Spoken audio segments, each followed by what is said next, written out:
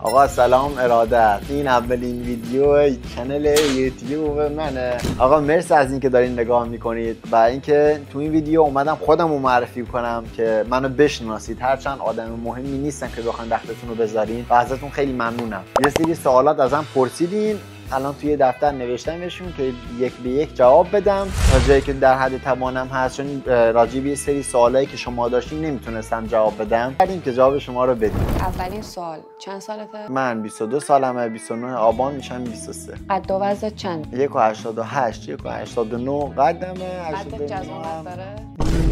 89 کیلو هم وزنمه. چند تا خواهر برادر داری و با برادرت دوقلویین؟ من کلا یه برادر از خودم بزرگتر دارم، ولی چون خیلی شبیه هم هستیم فکر میکنن دوقلوییم. نه، سجاد از من بزرگتره چند سال، ولی جفتمون 29 آبان به دنیا آمدیم. خواهر ندارم، کلا یه برادر دارم. کجا به دنیا اومدی و اصالتا کجایی هستی؟ من اصالتا اهوازی ام و همون اهواز به دنیا آمدم. شغلت چیه؟ شغلم با دایم کار میکنم.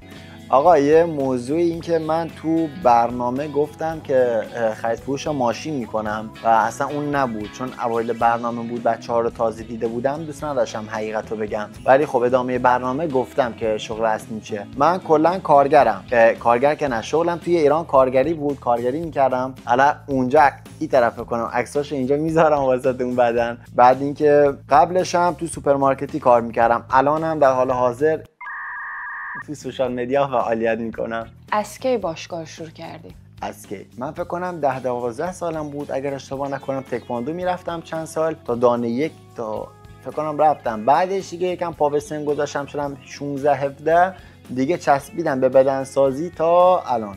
کم 6-7 سالی میشه که دارم تمرین میکنم. خیلی خوب. الگوت تو زندگی کی بوده؟ اوایل الگو خاصی نداشتم، ولی از یه جایی به بعد الگوم شد رونالدو، چون که کسی پشتش نبود، خودش بود، پدری نداشت که پشت سرش بگیره حامیش باشه. بعد خانواده‌شو ول کرد و خیلی سختی کشید، بیشتر به خاطر شخصیت کاراکتری که داره باش حال میکنم. نه اصلا ربطی به فوتبال نداره، به خاطر اینکه همیشه تلاش میکنه. حالا که راجع به پدرت گفتی، چرا اسمی از بابات نمیاری؟ از بابام خدا بیامرز، بچه که بودم عمرشو میده به شما، بعد آرزوام به خدمتتون دیگه. هرچی هست که کل دارایی من، چه تو خانواده چه تو اصلا هر دیدی بخوام نگاش کنم، دارایی من برادر و مادرمه. پدرمو که زود از دست دادم، بعد دیگه از اونجایی که خیلی وابسته شدم به مادرم و داداشم، دیگه اسم از خدا بیامرز نمی آوردم. یعنی مثلا هر جا میشد میگفتم خدا شکرت برای وجود برادرم و مادرم، مثلا خدا شکرت برای اینکه دوتا هستن. دیگه رو زبونم افتاده بود. از یه جایی به بعد اینقدر مثلا خدا رو شکر میکردم برای وجودشون دیگه. تو آره دیگه اسم اون دوتا رو فقط میوردم، بعد واسه همین که مثلا مدام همینو تکرار میکردم واسه شون سوال شده بود که چرا اسم باباتو نمیاری. خب سوال بعدی، چه حسی داری فیلم بردار خفنی داره ازت ویدیو میگیره؟ این الان مطمئن بچه‌ها پرسیدن، باری میشه ایشونو بیرون کنی.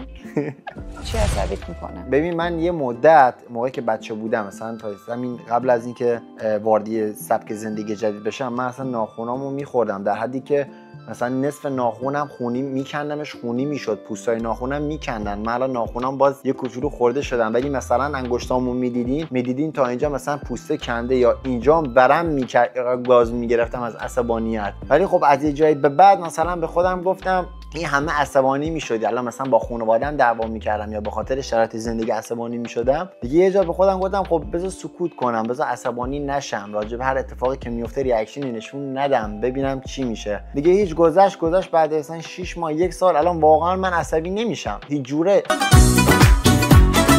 آدم رفیق بازی هستی؟ آقا من اگر توی یه جمعی باشم 20 تا پسر باشه تا قیامت مثلا باشون خوشوبش میکنم، میگم، میخندم و ارتباطم بیش از حد باشون خوبه. ولی اگر با خواست خودم باشه که نه، اصلا آدم رفیق بازی نیستم و هیچ جوره مثلا اینو نمیپذیرم که بخوام با یه شخص بیش از حد رفاقت کنم. یعنی کسایی که منو میشناسن یا اون افرادی که منو مثلا بلدن یا دیدن میدونن که من همش تنها، من هر جا میرفتم تنها میرفتم، باشگاه میخواستم برم بیرون، میخواستم برم هر جایی که میرفتم تنها بودم. ولی اینجور هم نیست که مثلا ارتباطم با بقیه بد باشه. شاید از بیرون خیلی رفیق باز به نظر بیام، ولی یکم تو برم بریم ببینینم مثلا میبینین همش تنهام، با کسی نمیرم. یکی از چیزایی که خانواده‌ام بعدشون میومد همین رفیق بازی بود، این که مثلا بخوام تا شب بیرون باشم، با همه برم اینور اونور. نه اصلا رفیق باز نیستم، ولی رفیق تا دلت بخواد، رفیق خوب توپ زیاد دارم، دور همتونم بگردم. از خانوادت رفیقت شد؟ اصلا من همش با داداشمم. اگر اینستاگراممو نگاه کنین همش با سجاد داداشمم. اگر بریم بپرسین، سرچ بزنین، ببین یه موضوعی رو بگم از یه جایی به بعد، الان من معروفم نیستم، از یه جایی به بعد بیای بالاتر مثلا بشی 1 میلیون، میگیری چی بگم؟ نه کل زندگی تو در میارن. یعنی من اگه بخوام اینو بگم که آره من رفیق باز نیستم، بعد مثلا بریم ببینید، واقعا به حرفم میرسین که رفیق باز نیستم. اهل دود و سیگار و مشروب هستی؟ قلیون نه، من حتی ویپ نکشیدم، نه قلیون، نه سیگار، نه دود، هیچی. هیچ، اصلا اهل هیچی نیستم. اصلا اهل دود و سیگار نیستم، نه دود نه مواد، هیچی.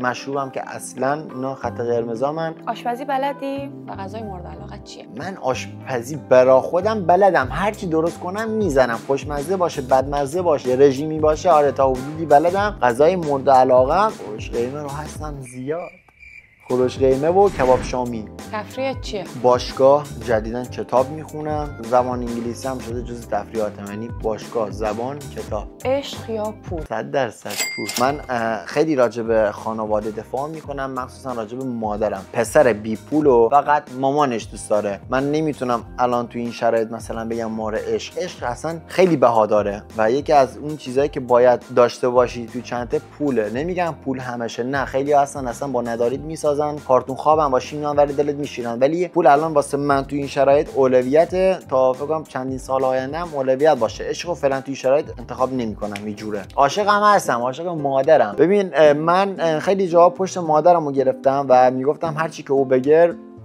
رو چشام. چرا؟ من اگر معتاد بشم، خدای نکرده، اگر کارتون خواب بشم، اگر دزد بشم، اگر قاتلم باشم، مامانم منو ول نمیکنه. اصلا هیچ جوره مامانم بی خیال من نمیشه، نه مامان من، همه. یعنی هیچ جوره نمیشه اون حسی که بین مادر و فرزند از بین بره. پول برای ننم میخوام. چی شد که مسیر زندگی عوض شد؟ بچه‌ها من بیش از حد با شما ندارم و خیلی صافم، هیچ چیز قرار نیست از شما پنهون کنم. من توی ایران از بچگی مجبور شدم برم سر کار. تو سن کم که پدرمو از دست میدم مجبور میشم کارگری کنم، هم من هم داداشم. من و داداشم و مادرم خیلی اذیت میشیم، بعد از سن کم هممون مجبوریم کار کنیم، کارگری کنیم. تو خدمتم هم سر کار بودم. ببین پسرا وقتی میرن سربازی، وقتی برمیگردن تموم فکر و ذهنشون میشه کار. اصلا یه ماتریکسیه انگار. توی یه سنی که رسیدی 18 شدی باید بری خدمت، بعد خدمت کار، بعد کار ازدواج. کلا همه ما داریم این مسیر رو میرفتیم. از خدمت که اومدم اصلا هیچ کس دستمو نگرفت برسه کار، نه دایم پولدار بود، نه دایم عموم نمیدونم قاضی بود، هیچ کس پشت سرم نبود. اینکه بخوام سر کار درست حسابی برم اصلا به خودم نمیدیدم بخوام همش کارگری کنم. گفتم بذار یه تغییر توی زندگیم بدم. تغییرم که شد، الان بعد در ادامه دیگه خودتون دارین میبینید. چند سالت بود رفتی سربازی؟ 19 فکر کنم 18 رد کرده بودم، 19 رفتم خدمت، 2 سال خدمت کردم، 21 برگشتم، الانم 22 در خدمت شما. حیوان مورد علاقت چیه؟ گربه. 2 تا دارم، عروسک. چقدر دلم براشون تنگ شده. آقا یکی از موضوعایی که من خیلی ببین هم دوست دارم تشکیل خانواده بدم که خانواده‌ام زیادتر شه، چون یه مامان دارم، یه برادر. دوست دارم مثلا تو سن کم زود ازدواج کنم، زود بچه دار بشم که مثلا خانواده‌مون بیشتر شه. ولی از یه طرف دیگه کلا از داشتن عزیز میترسم، چون خیلی از عزیزام از دنیا رفتن. بعد که ترسایی که دارم فکر کنم تو سالهای بعدم باشه اگه اشتباه نکنم، ترس از دست دادن عزیزه. الان همون 2 تا گربه‌ای که من دارم اینقدر واسم عزیزن که در حد خانواده‌ام، نه در حد خانواده‌ام ولی خیلی دوستشون دارم، در حدی که دلم واسهشون تنگ میشه. از این میترسم همیشه، اینکه بخواد عزیزی توی زندگیم اضافه شه. ایران برمیگردی؟ ایران برمیگردی؟ برگشتن که دوست دارم برگردم، دروغ چرا؟ ولی خب میگم که اون پشتوانه رو نداشتم، واسه همین گفتم ریسک نکنم. اگه بتونم برگردم با کله همین فردا برمیگردم. شد که وارد برنامه عشق ابدی شدی؟ این سوالای مربوط به برنامه عشق ابدی رو توی ویدیوی بعدیم کامل واسهتون توضیح میدم که چرا اومدم و دلیل اومدنم چی بود و چیزای دیگه. چرا مهاجرت کردم اصلا و چرا نموندم ایران، کلا اینا رو تو ویدیو بعدی بهتون میگم. بچه‌ها من چنلمو اونو بلد نیستم، چنلمو ساب کنید. خب جان احسان کنید. نه آقا شوخی میکنم، خیلی دوستتون دارم. من استارت این پروسه یوتیوبری رو زدم دیگه، هرچی هست به شما بستگی داره، به لطف و محبت شما. من میدونم اصلا آدم مهمی نیستم که بخواید ببینین، ولی همین که تا آخر دارین نگاه میکنین و ویدیوهای بعد میخواید تماشا کنین، بوس به کلتون.